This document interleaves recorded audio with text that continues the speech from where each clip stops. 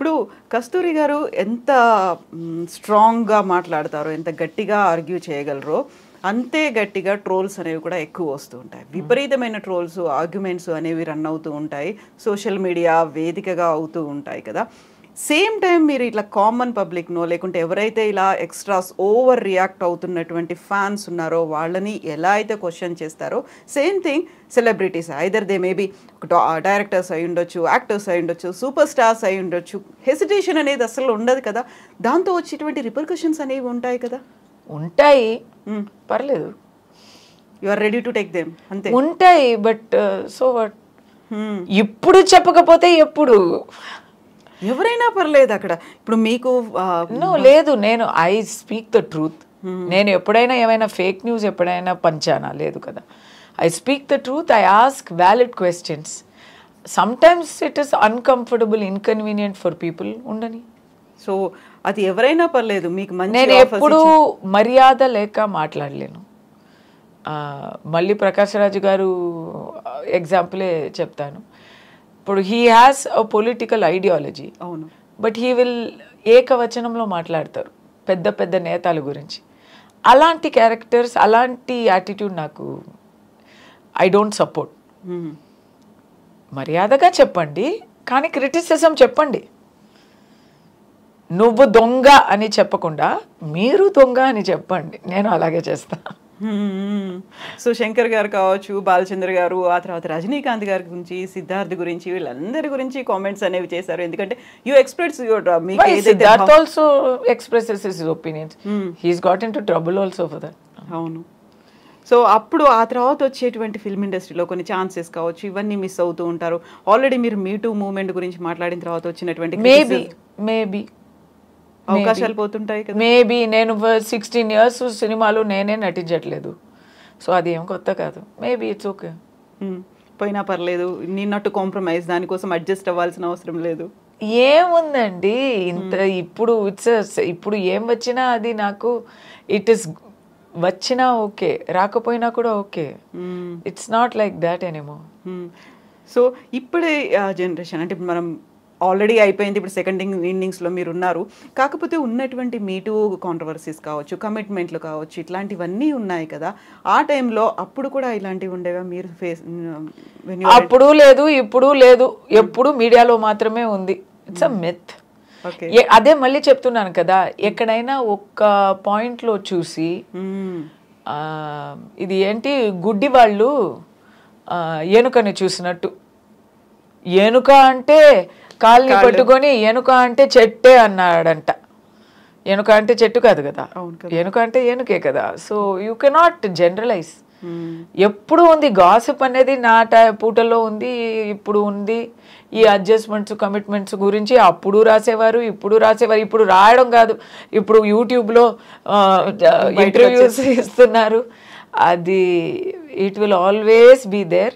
మీడియాకి అది ఒక soft target and it's money spinning. జనాలకి అది ఒక స్వారస్యమైన ఒక గాసిప్ కదా, అది ఎప్పుడు ఉంటుంది. కానీ దాంట్లో ట్రూత్ అనేది ఎక్కడైనా ఎప్పుడైనా ఇంత ఉంటుంది అంతే. సో కస్తూరి గారు ఏంటంటే ఒక బోల్డ్గా ఉంటారు, బ్రేవ్గా ఉంటారు. నేనేమో బ్యూటీ, బ్రెయిన్ ఇలాంటివి నేను అనను. బోల్డ్ అండ్ బ్రేవ్ అంటే బ్యూటీ కదా, బ్రెయిన్ కాదు. అది యూజువల్గా అందరూ చెప్పేస్తుంటారు, బ్యూటీ విత్ బ్రెయిన్స్ అనేది అలా ఒక ఫ్రేజ్ లాగా ఫిక్స్ అయిపోయింది. కాబట్టి బోల్డ్ అండ్ బ్రేవ్ అనేది ఉంటుంది. కస్తూరి గారు ఒక ఫోటో షూట్ చేశారు టాప్ లెస్ గా, ఒక చిన్న బేబీని పట్టుకొని చేసినటువంటి ఫోటో. యా, మీ బేబీ, మీ సెకండ్ కిడ్ కదా. బోల్డ్ అంత కాంట్రవర్సీ వచ్చింది కదా ఆ టైంలో. యాక్చువల్లీ లేదు, అది కూడా మీడియాలో, మీడియా పర్సన్స్కి అది కాంట్రవర్సీలా అనిపించింది. First of all that photo shoot was not meant for publication in India. ఇక్కడ ఉన్న వాళ్ళకి ఆ మాత్రం కూడా ఎథిక్స్ లేదు. మీడియాలో without copyright they will publish, without consent they will publish. వాళ్ళకి కావాల్సింది ఆ పూటకి ఒక న్యూస్, ఒక controversy. It was meant for a totally different audience, not for Indians. Absolutely not. It was an initiative to promote post-traumatic disorders ఉంటాయి కదా, ఆ postpartum disorders. So for bodies of మదర్స్కి ఆఫ్టర్ డెలివరీ తర్వాత వచ్చి body అంతా మారిపోతుంది. So they have a lot of questions.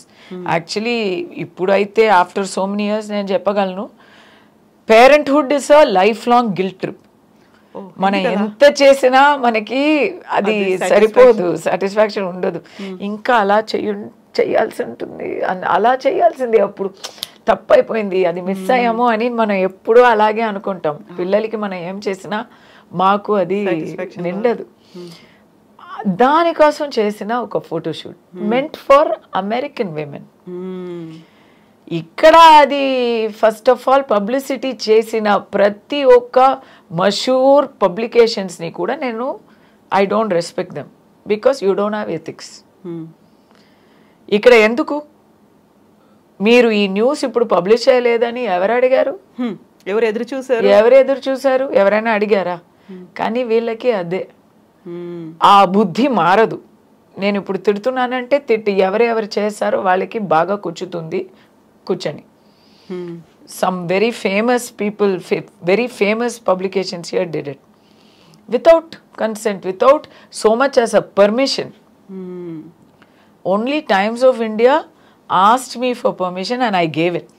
Okay. And they wrote about this from my point of view. But దీంట్లో నేను అనుకోలేని ఒక విషయం వచ్చింది. నేను భయపడ్డాను. ఇక్కడ పబ్లిసిటీ అయిన ఆ టైంలో అయ్యో ఇప్పుడు ఇక్కడ ఇది బ్రెస్ట్ ఫీడింగ్ పిక్చర్స్ వస్తే ఇక్కడ పర్వర్ట్స్ కదా, ఎలా తీసుకుంటారు అని అనుకున్నాను. నేను తప్పు చేశాను, నేను ఒప్పుకుంటాను. అందరినీ పర్వర్ట్స్ అని నేను అనుకున్నది తప్పు.